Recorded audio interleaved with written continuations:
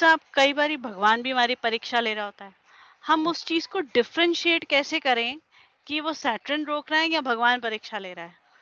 अक्सर हम इंसान कंफ्यूज हो जाते हैं कि ये भगवान की परीक्षा है या ये नेगेटिव फोर्सेस हैं जो हमें रोक रही हैं। सो ये मेरा प्रश्न था। देखें बेटे, एक चीज याद रखिएगा कि अगर काम नेकी का हो ना, काम अच्छा हो, तो उसकी अड़चन चाहे एक दफा आए तो चाहे 1000 दफा आए, आप उस अड़चन को अड़चन ना बनाइए, आप उसको करके ही रहिए।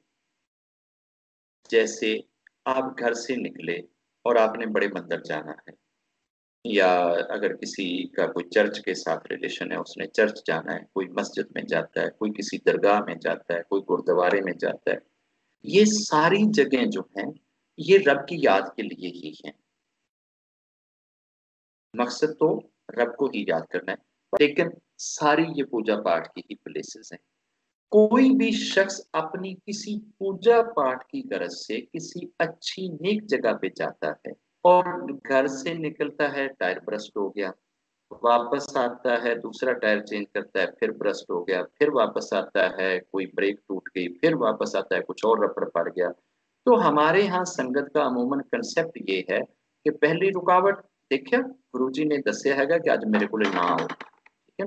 गुरुजी नहीं चाहते कि ਅੱਜ ਅਸੀਂ ਉਹਨਾਂ ਦੇ ਕੋਲੇ ਜਾਈਏ, ਤੇ ਇਸ ਲਈ ਉਹਨਾਂ ਨੇ ਟਾਇਰ ਬਰਸਟ ਕਰ ਦਿੱਤਾ ਹੈਗਾ।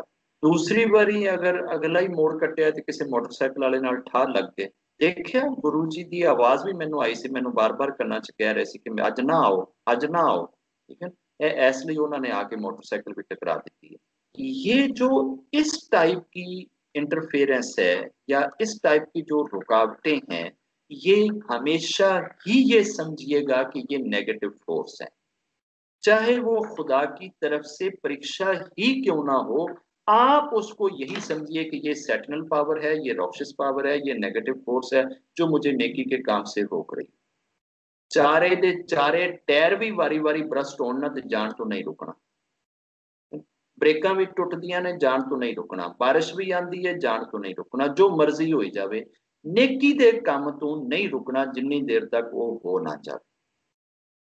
अगर काम बुरा है, आपने जुआ खेलने के लिए जाना है, आपने किसी क्लब में दारू पीने के लिए जाना है, आपने डांस करने के लिए जाना है, या कोई गंदा फहश थिएटर ड्रामा देखने के लिए जाना है, या किसी भी और गलत काम के लिए घर से निकलना है।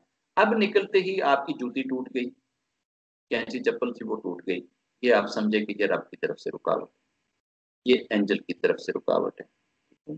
फिर आप निकले हैं, आपका पाँव किसी नाली में फंस गया है, उधर आप गिर पड़े हो, तो ये समझ लें कि ये रब की तरफ से रुकावट है। फिर रुकावट आती है तो ये समझ लें कि ये रब, बुराई से रोकने के लिए जो भी रुकावट आए उसे ये समझें कि ये रब मेरा नहीं चाहता कि मैं इन चीजों में जाऊं।